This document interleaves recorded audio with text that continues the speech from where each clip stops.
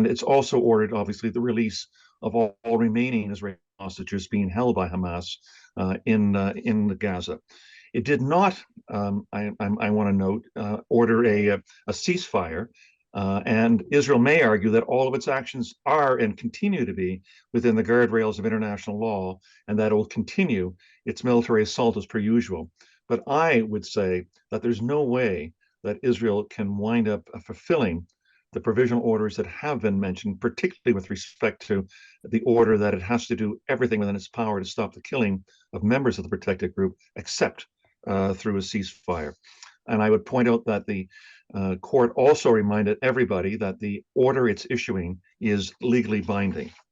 And the third and final point I want to make is that with respect to Canada, there have been three judgments, three orders issued by the International Court of Justice over the last 2 years.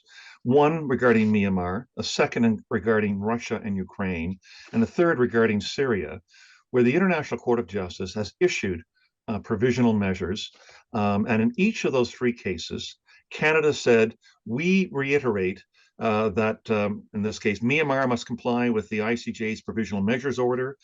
Canada said, with respect to Ukraine, we welcome the court's ruling for provisional measures and strongly urge Russia to comply with this legally binding order. The ICJ, Canada said, is a pillar of the rules-based international order.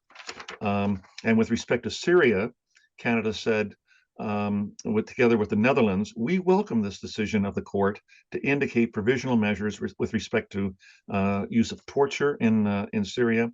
The order issued today is binding on Syria. We must now immediately implement, it must now immediately implement these provisional measures.